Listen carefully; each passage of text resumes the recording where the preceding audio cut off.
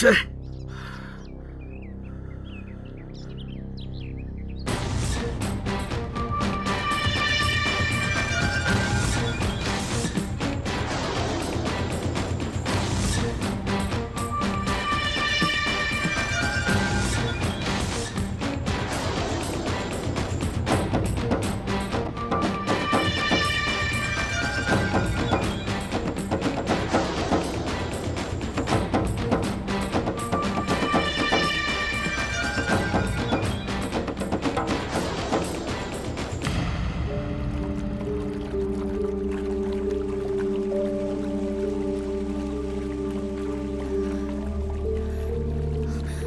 உங்களை பத்தி அப்பப்போ குறை சொல்லிக்கிட்டே இருப்பாரு. ஆனா நான் தான் உங்களுக்காக வக்காலத்து வாங்குவேன். ஏன் தெரியுமா? நீங்க எவ்வளவுதான் குறை உள்ள ஆளா இருந்தாலும் எங்க குடும்பத்து மேல நீங்க வச்சிருக்கிற பிரியம் உண்மைன்னு நம்பினேன். ஆனா அதெல்லாம் போயிடேன்னு சொல்லாம நிரூபிச்சு காட்டிட்டீங்க. சரோ, இப்பவும் உங்க குடும்பத்து மேல வச்சிருக்க பாசத்தை தயவு செஞ்சு சந்தேகப்படாத. நான் என்னைக்காச்சும் ஒரு நாள் உங்களை எல்லாம் பார்க்காமலோ பேசாமலோ இருந்திருக்கேனா? உங்களை எல்லாம் விட்டா எனக்கு வேற யார் சரோ இருக்கா? நீங்க எல்லாம் இல்லைன்னா நான் அனாதை சரோ. பேசாதீங்க மாமா, பேசாதீங்க. இந்த குடும்பத்தோட மருமகன்னு சொல்லி இந்த வீட்டோட ஆண் வாரிசு மாதிரி அப்பா உங்களை நினைச்சிட்டு இருந்தாரு. நல்லவர் மாதிரி பேசி கல்யாண காரியத்தை எல்லாம் யோகிய மாதிரி செஞ்சுட்டு இப்படி குழி வெட்டுற காரியத்துல இறங்கிருக்கீங்களே. எங்க மேல உண்மையான பாசம் இருக்கிற ஆள் செய்யற வேலையா இது? நெஞ்சு தொட்டு சொல்லுங்க.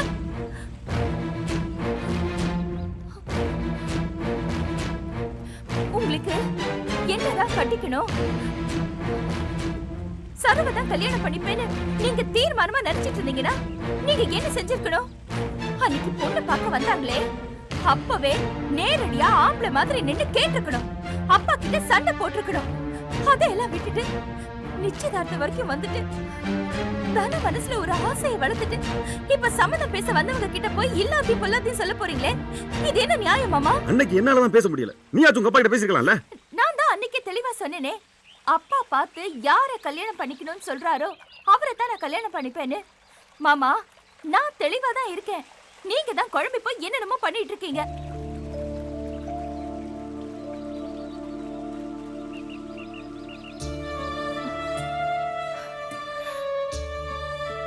மாமா, எனக்கு உங்க மேல காதலோ தனிப்பட்ட இன்ட்ரெஸ்டோ கிடையாது. உங்க மேலயும் கிடையாது, இப்ப கட்டிக்க போறவர் மேலயும் கிடையாது. என் மனசுல இருக்கிறதெல்லாம் என்ன கட்டிக்க போறவருக்கு அது யாரா இருந்தாலும் சரி ஒரு நல்ல மனைவியா இருக்கணும்னு மட்டும்தான் நினைச்சிட்டு இருக்கேன்.